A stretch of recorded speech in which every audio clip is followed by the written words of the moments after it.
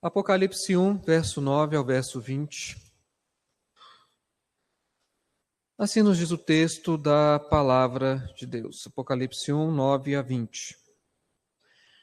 Eu, João, irmão vosso e companheiro na tribulação, no reino e na perseverança em Jesus.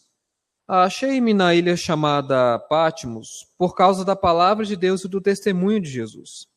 Achei-me em espírito no dia do Senhor e ouvi por detrás de mim grande voz como de trombeta, dizendo: O que vês, escreve em livro e manda às 7 igrejas: Éfeso, Esmirna, Pérgamo, Tiatira, Sardes, Filadélfia e Laodiceia.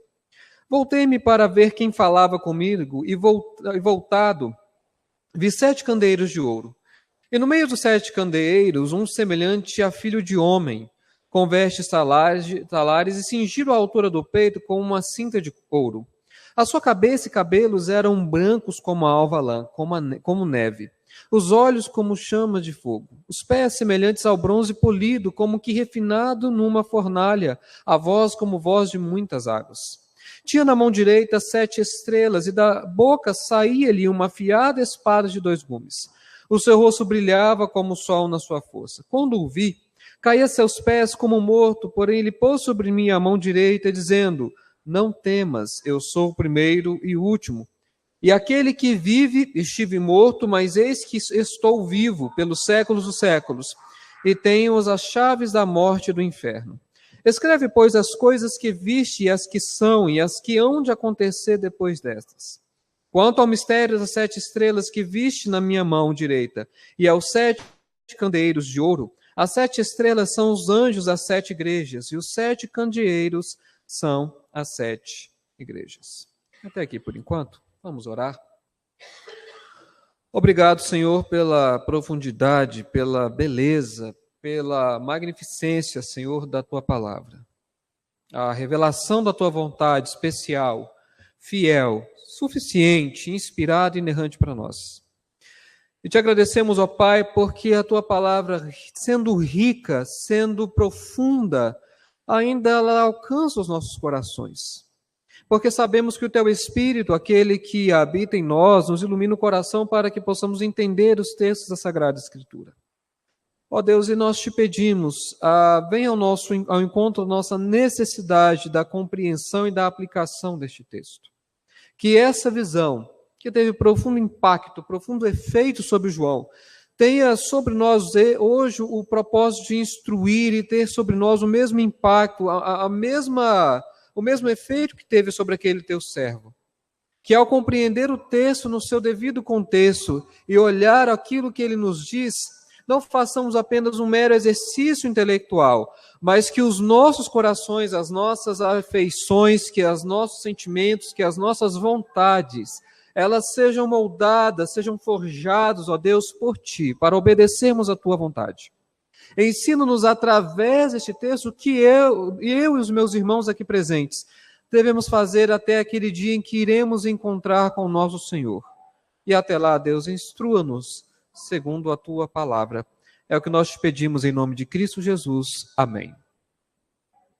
A imagem que será projetada é uma imagem, eu gosto bastante de arte, e uma das artes que eu gosto bastante é da arte romanesca e arte gótica. Este é um chamado tímpano, ele é o pórtico do sudoeste de uma igreja no sudoeste da França, da cidade de Moissac. E nesse pórtico, o interessante dele é porque muitas das representações que existem de forma artística em algumas igrejas são representações de cenas relacionadas ao Natal, à crucificação de Cristo. Mas ela é singular porque é uma representação, é uma arte a respeito de uma visão de Apocalipse. Esse que está aqui no centro é Cristo.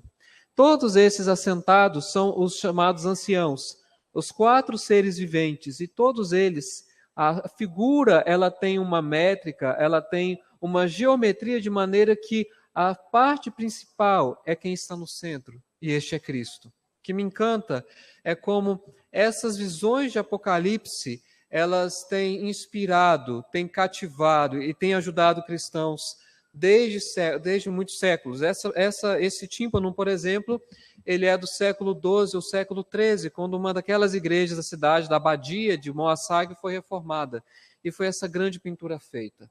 E por que que a arte ela é uma das formas da expressão humana? Porque existem coisas e elementos que apenas em termos imagéticos, visionários, podem ser transmitidos.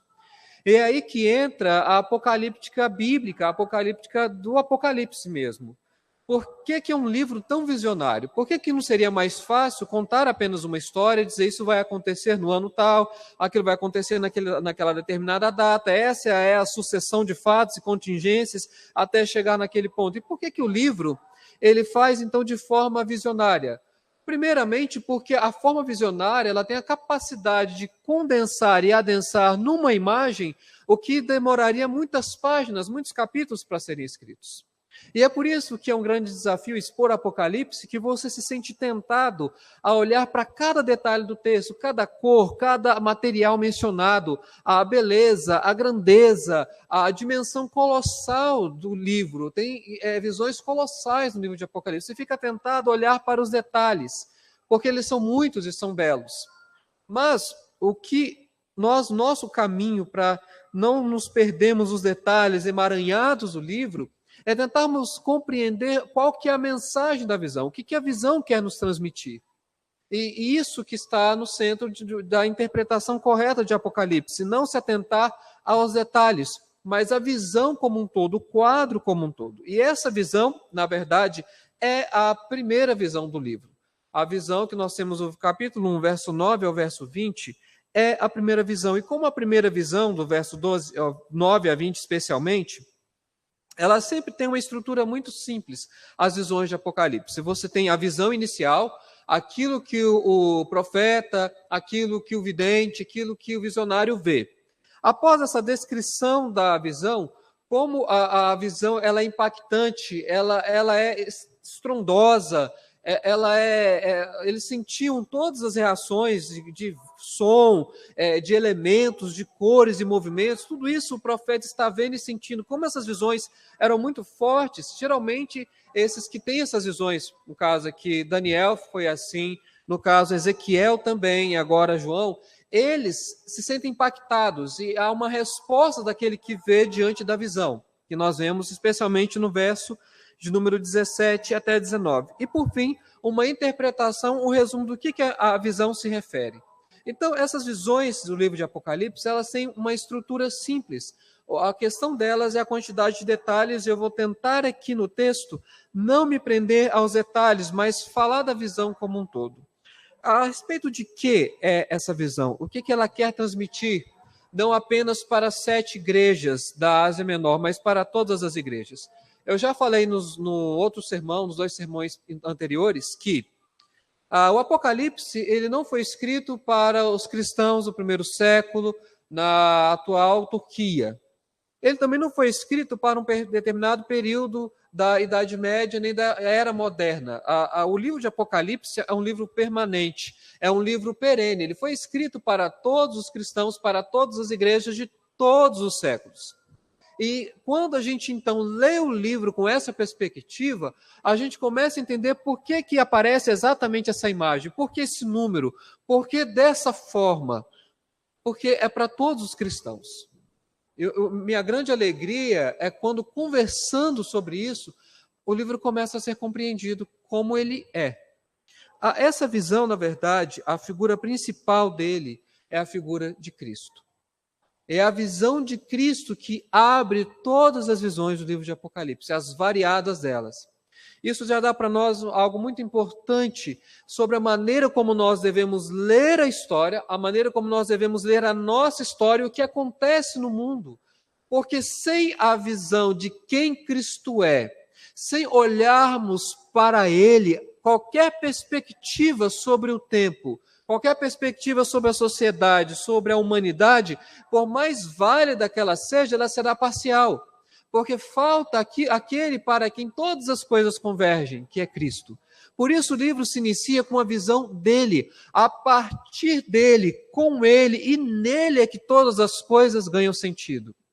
E é por isso que você não pode correr o risco de ir lá para frente no Apocalipse sem voltar nessa visão. Porque tudo que vai acontecer de agora em diante no livro, as 7 cartas, as visões do trono, os selos, trombetas e taças, têm a sua origem, têm a sua explicação nessa visão. É dessa visão que o livro transcorre. É como se o livro estivesse dizendo para mim e para você: sem Cristo, nada vai acontecer. Primeiro, Ele, depois todas as coisas. E é por isso, então, que olhando essa visão, olhando a riqueza dela, nós vamos fazer um exercício de olhar para essa visão, mas recorremos ao Antigo Testamento para compreendermos o que essa visão tem a ensinar para mim e para você hoje, crentes no Brasil, no ano de 2018, na cidade de Goiânia. Qual que é a importância dessa visão para o que você vai fazer amanhã de manhã, quando você acordar? Ou o que você vai fazer, eu espero que boa parte do Brasil, depois de terminar o longo feriado do Carnaval. A ideia é, o que nós vamos fazer diante dessa visão? E para chegarmos lá, primeiro eu vou falar sobre a visão, para depois concluir com essa parte mais pastoral e prática. A primeira parte da visão fala para nós da visão de João como aquele que é o emissário, é o mensageiro, porque ele está preso, e, na verdade, a visão dos 7 candeeiros de ouro. João começa assim o texto: eu, João, irmão vosso e companheiro na tribulação, no reino e na perseverança. Em Jesus achei-me na ilha de Patmos por causa da palavra de Deus e do testemunho de Jesus. Primeiramente, João, nesse texto, ele se identifica com todos os crentes, com todos aqueles aos quais ele se dirige. Ele não se apresenta aqui neste texto, ele não se apresenta como o apóstolo a quem Jesus amava. Ele não usa nenhum desses títulos, por mais que ele tivesse direito a isso. Mas o que João diz, ele está dizendo claramente para nós: eu também, como vocês, meus irmãos, estou sofrendo e sou companheiro na tribulação, na provação, no reino e na perseverança. O que ele quer dizer é que ele e todos esses cristãos que estão recebendo o livro fazem parte, na verdade, de uma longa trilha histórica de servos de Deus que sofrem, de que tem que perseverar para que o nome de Deus continue a ser honrado na terra, apesar de toda oposição. Talvez um dos paralelos mais próximos dessa situação desses crentes é o caso no tempo de Elias e Eliseu, que chegou a um ponto de tal decadência entre o povo de Israel que apenas 8.000 pessoas não eram idólatras. Apenas 8.000 pessoas não tinham se rendido a Baal. E era por isso que os profetas eram perseguidos, eles eram mortos por causa do testemunho. Ele se achou na ilha de Patmos, perto. A ilha de Patmos fica a alguns quilômetros da costa da atual Turquia, por isso a carta foi enviada também para 7 igrejas da Ásia Menor, porque geograficamente era mais próxima. E ele vai dizer que ele está na ilha de Patmos por causa da palavra de Deus e do testemunho de Jesus. Essa expressão por causa aqui, ela é importante. O que João está dizendo aos seus leitores, a mim e a você, é que o fundamento e o propósito que ele está preso é pela palavra de Deus e do testemunho de Jesus. Esse é o propósito dele estar sofrendo o que ele está sofrendo, para que a palavra de Deus seja anunciada e que o testemunho de Jesus seja um testemunho poderoso. E o que nós vamos ver ao longo do livro, quão importante é a temática do testemunho. Quando esses cristãos estão falando de testemunho, eles não estão falando a mesma linguagem. Deixa eu fazer uma diferença. Quando hoje nós pensamos em termos de testemunho, o que nós pensamos? Numa certa moralidade que distingue aqueles que são cristãos. Um tipo de ética conhecido no nosso país de um pano de fundo judaico-cristão. E dar testemunho significa ter boa índole, ter bom respeito das pessoas que são de fora. Ok, isso faz parte do testemunho, mas não é o testemunho todo. Testemunho, em Apocalipse, implica muitas vezes você sofrer no seu corpo, perder sua saúde, perder sua residência, ser morto. Testemunho não é apenas uma tentativa de viver como um cristão na sociedade não crente. É, se necessário for, entregar a vida para defender e não negar a Cristo. Como mais para frente, Cristo vai falar do próprio Antipas. O testemunho que é demandado aqui, ele vai muito além da descrição que nós mesmos cristãos fazemos da igreja. Porque quando é perguntado o que é um cristão, é aquele que pratica, que faz parte de uma igreja. Mas no texto, testemunho tem a ver com uma vida disposta e entregue à tribulação e à provação por causa do testemunho da palavra de Deus. E o Apocalipse ele tem uma ideia muito legal. É de que vai dizer que o mundo ele até pode fazer com a igreja o que às vezes ele acha que deve fazer. A besta, ela persegue e até mata cristãos. A gente pode achar isso um absurdo, porque no nosso país nós temos uma dita liberdade religiosa, dita porque não há tanta liberdade assim. E nós não somos acostumados ou ensinados que, na verdade, o mundo ele vai nos atentar, ele vai nos ferir, vai nos sangrar. Mas o que o mundo não pode fazer é tirar a coroa da vida, não vai tirar o nosso galardão, no sentido de que nós vamos para a eternidade. E é por isso que, para o livro de Apocalipse, o testemunho é importante. E deixa-me explicar essa questão do testemunho com o próprio elemento da visão.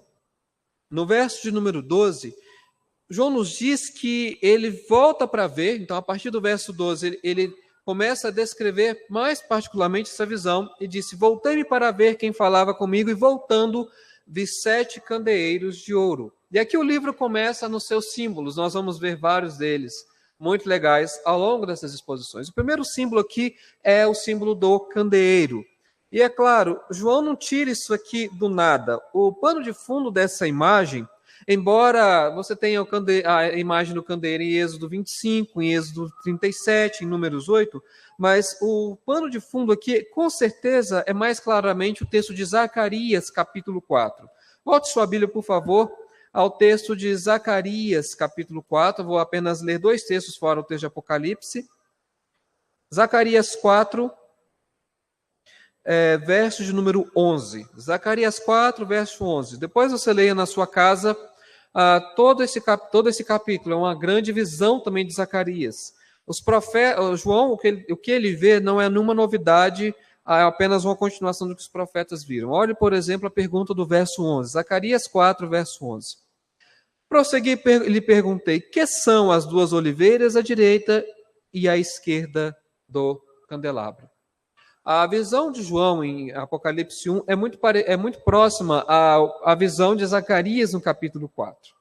Deus ele usa símbolos para representar realidades ou verdades espirituais.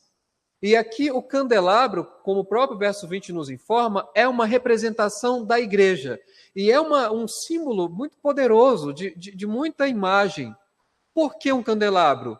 Onde que ficava o candelabro no Antigo Testamento, você sabe? Primeiramente no tabernáculo e depois no templo. Só que o candelabro, ele é uma parte do templo. E aqui João usa habilmente o candelabro como uma figura de linguagem conhecida como sinédoque.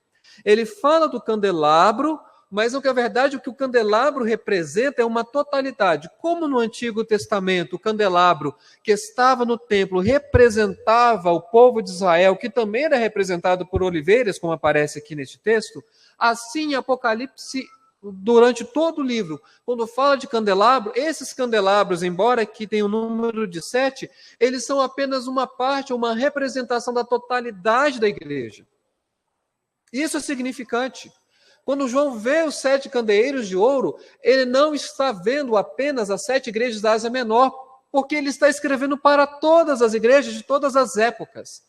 Essas 7 igrejas, na verdade, elas são uma micro-representação dessa grande igreja de todos os séculos, quer a visível, quer a invisível. Outro ponto importante. Para que serve um candelabro, você sabe? O candelabro ilumina, traz luz. É a aplicação apocalíptica perfeita de Mateus 5. Vós sois a luz do mundo. Não se põe a candeia embaixo da mesa, mas em cima. Essas igrejas são representadas por candelabros porque o que elas têm que fazer é iluminar. A glória de Cristo, fabulosa, grandiosa, ela reflete na igreja, e essa glória é que é transmitida e essa luz é irradiada na humanidade. Para que Deus coloca os candelabros? Para que Cristo coloca os candelabros? para que esses candelabros possam iluminar. E aqui já antecipando um pouco a minha aplicação, onde Deus coloca ou implanta uma igreja como um dos seus candelabros, é para que naquele local específico essa igreja possa brilhar. Eu estou falando da nossa própria igreja. Nós já ouvimos o projeto, o número de igrejas evangélicas na nossa região, se comparado simplesmente a Goiânia, é um número menor. E de igrejas reformadas, menor ainda. Talvez somos a única igreja reformada nessa região. Certamente Deus coloca cada igreja no local específico para brilhar naquele local. Não é em outro, mas naquele local. Eu me lembro muito bem do meu primeiro campo de trabalho. Foi na cidade de Barra de São Francisco, no Espírito Santo. Pastoreava uma congregação da igreja chamada Congregação da Colina. E era literalmente a colina. Tanto é que qualquer carro para subir lá, ele tinha que subir de primeira. Se eu colocasse a segunda, o carro morria. Se fosse carro de câmbio manual. Porque era muito íngreme. E é claro, alguns irmãos naquela relação entre mãe e filha, mas aquela igreja, ela sempre está naquele mesmo tamanho, a gente vai lá, parece que são as mesmas pessoas, aqueles mesmos irmãos. E havia esse questionamento, né? Por que dessa igreja lá? Sendo que era o bairro, as igrejas pentecostais, elas eram bem mais numerosas, bem maiores.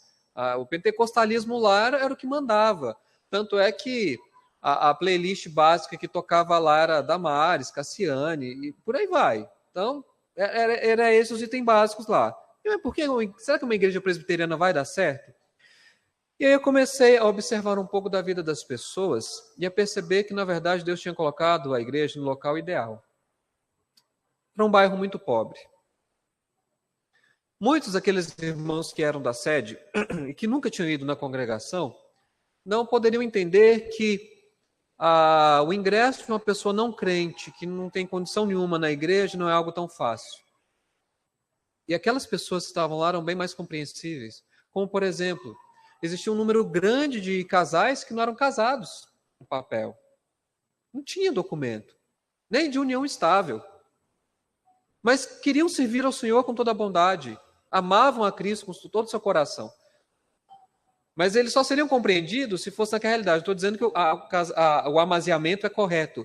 Eu só quero dizer que, para quem não é crente, se ingressar na igreja, há todo um processo.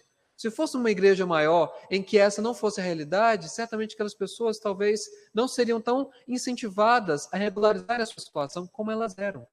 Além disso, a igreja foi plantada naquele local porque, a partir da rua dessa congregação até o final do bairro, não havia nenhuma outra igreja. A igreja era a última da fronteira. E tinha muita gente do lado de lá. Muita gente, muita gente.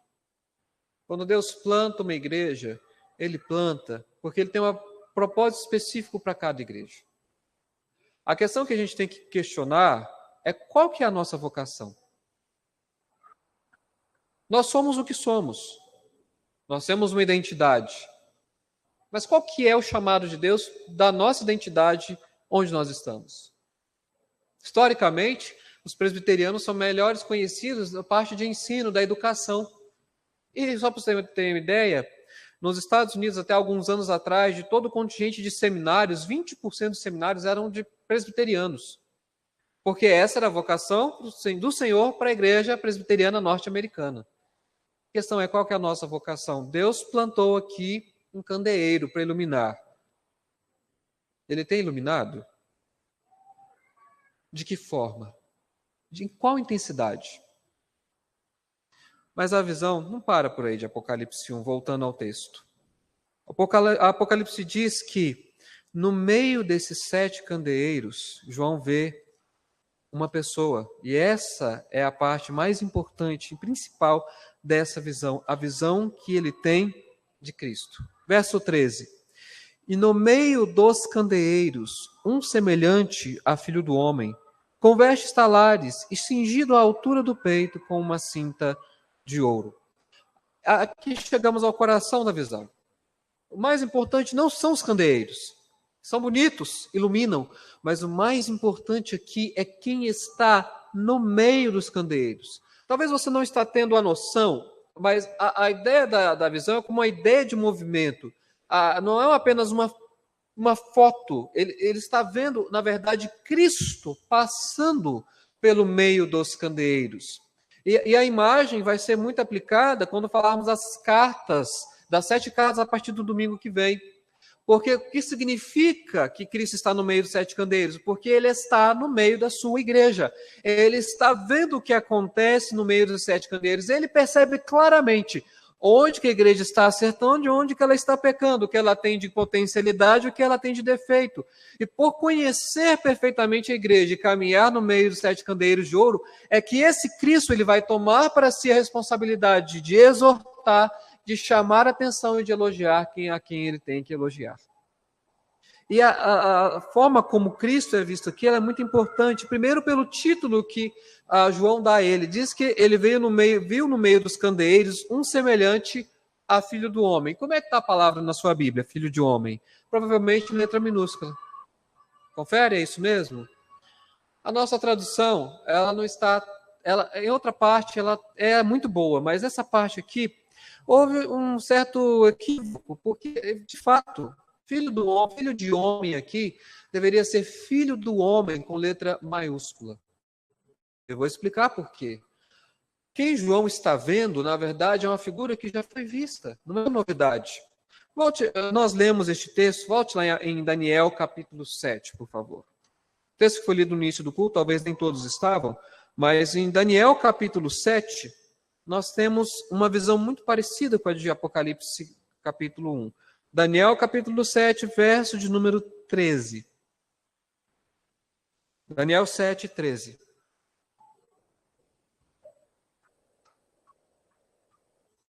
Nos diz assim o texto: Eu estava olhando nas minhas visões de noite, e eis que vinha com as nuvens do céu, um como filho do homem, e dirigiu-se ao ancião de dias, e o fizeram chegar até ele. Esse filho do homem é uma figura importante, tanto no Antigo quanto no Novo Testamento, e preciso explicar, primeiro, que essa menção ela é intencional. João ele coloca filho de homem exatamente para que você lembrasse do Antigo Testamento e apontar aquela figura que Daniel viu, que recebeu o reino, o poder, a glória, o domínio, a majestade, e todo um reino que não tem fim, é o mesmo que eu estou vendo aqui, é o filho do homem que andou nessa terra, que foi vitorioso, que andou entre nós, foi morto, sepultado, ressurgiu e está à destra do trono de Deus. Na visão de Atos, capítulo 7 de Estevão. É a mesma pessoa, é Cristo exaltado, é Cristo ascendido ao céu com toda a sua glória, com todo o seu resplendor. E é muito legal que essa é a primeira visão do livro, porque pensa João preso numa ilha, um contexto completamente complicado, ele recebe a visão do seu Senhor exaltado. Isso é pertinente para a nossa compreensão do livro, porque ele quer dizer para nós, por tudo que vocês vão passar, pelos selos, trombetas e taças, vocês só conseguirão passar se olharem e virem o Redentor. Ele está exaltado, ele é glorioso. E vários detalhes aqui, vestes talares, cingindo a altura do peito, a cabeça e cabelos como brancos como a alva lã, não é apenas uma questão pitoresca, uma imagem estética, mas cada parte dessa quer nos dar a ideia de um Senhor que está exaltado no céu e que ele é exaltado como um sacerdote e como rei. Por isso ele tem vestes talares.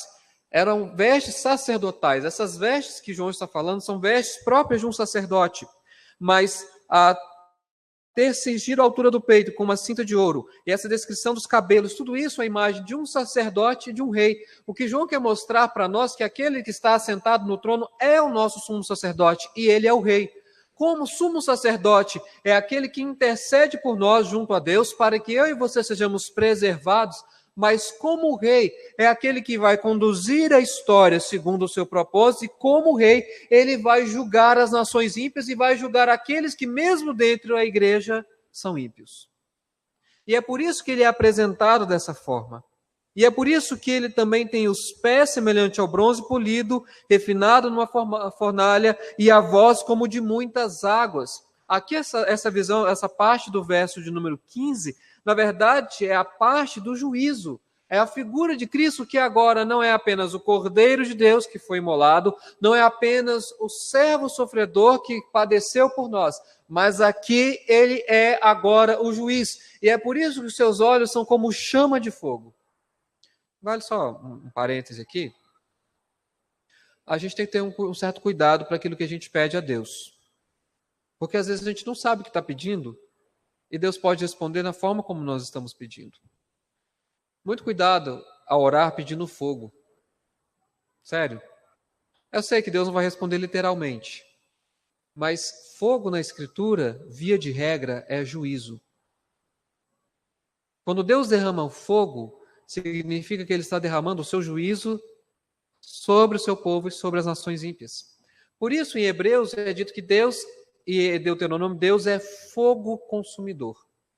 Os seus olhos são como chamas de fogo, porque ele perscruta, ele conhece, ele sabe exatamente o pecado, a impiedade e a maldade que está em todos, e ele vai julgar a todos. A visão de um Cristo fofinho, gospel, quase namorado, romântico, não combina com a visão de um Cristo que tem na sua mão o poder para julgar, e vai julgar. Aí você pode pensar, agora sim, pastor, os meus inimigos serão derrotados. Aquele que me viu passar na prova, não me ajudou, vai se arrepender, né? Como diz uma música evangélica. Não. O juízo de Deus começa, na verdade, na igreja, muitas vezes. E quando a gente lê as 7 cartas, fica claro que a obra de Deus, de juízo, também é para o seu povo. Porque os seus olhos, como chama de fogo, não se voltam apenas para a humanidade ímpia, mas se voltam para aqueles que dentro da igreja pervertem, deturpam o evangelho e desviam a muitos. O nosso Senhor, ele não é meramente um Deus bondoso. Cristo não é apenas bom, mas ele é justo e ele vai julgar. E é por isso que o texto diz que ele tem nas mãos 7 estrelas e sai da sua boca uma espada afiada de 2 gumes. Eu não vou antecipar aqui, vai lá em Apocalipse 19. Espada de 2 gumes, afiada de 2 gumes, na verdade é a espada do juízo. O direito que Deus tem de exercer juízo contra aqueles que perseguiram e muitas vezes mataram o seu povo. E é por isso que essa espada sai da sua boca, porque ele vai efetuar o castigo. O que a visão aqui está falando para nós é que tudo que vai acontecer no livro, todos os sinais da ira de Deus, todas as evidências do juízo, todos os selos, trombetas e taças, na verdade, é porque aquele que está sentado no trono, ele tem que julgar. E ao julgar, as catástrofes ganham mais sentido, elas ganham conotação porque elas acontecem. E vai mostrar para nós que um mundo em juízo não é um mundo que se arrepende, mas aquele que é ímpio, quando ele sofre, quando ele padece, é aí que ele se torna mais endurecido contra o Senhor. Tudo que transcorre no livro é porque o Senhor está sentado para julgar.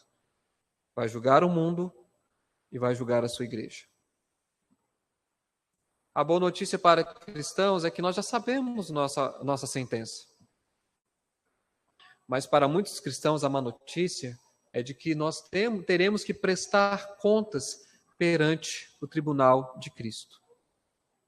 Ninguém, absolutamente ninguém escapará do tribunal de Cristo. Todos serão chamados.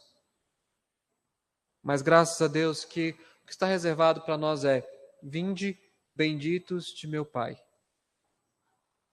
É isso que nós queremos ouvir desse Senhor, que está sentado no trono, está à direita do trono de Deus. Eu não quero gastar muito mais tempo para explicar a parte final do texto. Várias dessas imagens, elas vão aparecer novamente no livro, mas o que eu quero ressaltar é a maneira como Cristo é apresentado no verso 18. Eu gostaria de pedir que você lesse comigo Apocalipse 1, verso de número 18. Leiamos. E aquele que vive, estive morto, mas eis que estou vivo pelos séculos dos séculos, e tenho as chaves da morte e do inferno. Há uma fórmula tripla aqui de Apocalipse. Apocalipse gosta de alguns padrões que de vez em quando eu vou falar aqui. O padrão sétuplo, 7, 7, 7. O padrão quádruplo, por isso você tem 4 seres viventes, você tem os 4 cantos da terra. Mas também gosta muito do padrão triplo, tanto como uma referência à Trindade, como a referência aqui. Veja a ideia do texto. Aquele que vive, estive morto e vivo. Ele começa com a vida, passa pela morte, depois volta para a vida. E aqui há uma indicação muito clara para quem está lendo este texto. Cristo foi morto.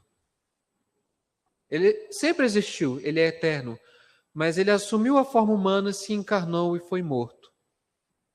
Padeceu por nós, de forma injusta. Não havia motivos para condená-lo. Se você pegar toda a legislação romana, se você pegar os próprios preceitos da tradição dos judeus, da tradição dos anciãos, o Sinédrio não tinha elementos para condenar Cristo, nenhuma autoridade. Injustamente ele foi condenado e foi sentenciado à crucificação, que era um tipo de castigo destinado aos piores criminosos da época. A crucificação era destinada para a pior espécie de pessoa que cometia atos hediondos naquele período. E foi assim que ele padeceu. Mas ele está vivo. O nosso Senhor não é um Deus de passado, não é de histórias que ficaram no pretérito, mas ele vive. O nosso Redentor vive. E por fim se levantará sobre a terra. A mensagem pastoral que João está dando aos seus leitores é porque eles não têm que temer a morte. Eles não têm que ter medo do dia que eles forem mortos, seja por velhice, seja por outras causas, seja pelo testemunho da palavra de Cristo. Porque Cristo foi vitorioso sobre a morte. Ele viveu, ele morreu e está vivo. Ele venceu a morte.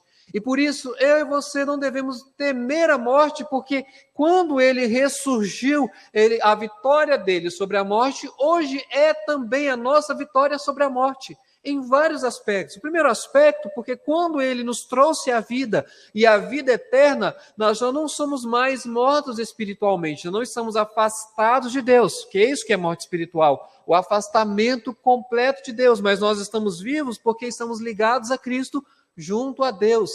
Mas há um sentido também de que mesmo aqueles que morrem aqui ainda viverão. E aqui já começamos a ter algumas respostas para nós. Qual a condição daqueles que se foram em Cristo? Eles estão vivos. Morreram, mas estão vivos. Porque a morte deles não foi a derrota para as contingências da vida. Não foi a submissão a um envelhecimento irremediável. A morte deles foi a morte sobre vitória, foi a vitória deles. Porque agora estão junto ao trono de Deus, aguardando até que todos nós sejamos reunidos e tudo aconteça. A grande deixa pastoral deste texto para nós é que nós não precisamos temer a morte. Porque Cristo venceu a morte. E eu e você, hoje, nós somos mais que vencedores. Por fim, no verso 19, é nos dito que é para que ele escreva as coisas que ele viu e que são e as que hão de acontecer depois destas. Fazendo um comentário rápido sobre este versículo, esse versículo é chave para toda interpretação no livro. A respeito do que é o livro, essas coisas que o livro descreve, elas são agora do tempo presente, ou coisas que foram deixadas no passado, ou aquelas que vão acontecer? Afinal de contas, o livro é um livro presente, um passado e um futuro. Onde nós encaixamos? Na verdade, o livro ele faz parte das três coisas. É um livro daquilo que Deus realizou no passado em Cristo, aquilo que foi efetuado desde os tempos eternos. Passa pelo nosso presente, porque muitos desses símbolos, dessas imagens, dessas visões, muito delas estão acontecendo. E talvez isso te chateie um pouco, porque de repente você esperava que uma grande besta surgisse do mar, um ser colossal, de uma forma totalmente esquisita. Você talvez está esperando isso, mas não é isso que vai acontecer. Mas outras coisas estão em andamento que talvez você não está vendo e que fazem parte do livro. Mas existem coisas que ficam apenas para o futuro. A cidade santa que desce ataviada do céu, ela ainda não aconteceu. Cristo ainda não voltou. E é por isso que eu e você temos algumas coisas para fazer antes que essas coisas aconteçam. E aqui eu quero chegar à conclusão e à aplicação desse sermão. A primeira atitude que deve ter nossa como cristãos é a atitude de perseverança. João estava preso por causa da perseverança. Mais na frente nós vamos ler que essa é a perseverança dos santos. O que é perseverança? Perseverança é a atitude resoluta e definida de manter-se e resguardar a sua fé e a sua posição em Cristo até o final. Isso é perseverança. Essa tem que ser a perseverança dos santos. Que ao vencedor, aquele que permanecer fiel até o fim. É isso que Deus espera de você. Que você permaneça fiel até o fim. Aí você pode pensar, mas eu sempre frequentei a igreja. Eu sempre fui crente. Como é que Deus está pedindo de mim que eu seja fiel até o fim? Porque eu sempre fui fiel. Calma lá. Porque quando ele fala permaneça fiel até o fim, ele está dizendo a você que é para amar o reino de Deus, a palavra de Deus e o próprio Deus acima de qualquer outra coisa. Fidelidade a Deus não é apenas ter uma agenda religiosa, mas significa colocar em Deus a sua última e maior confiança.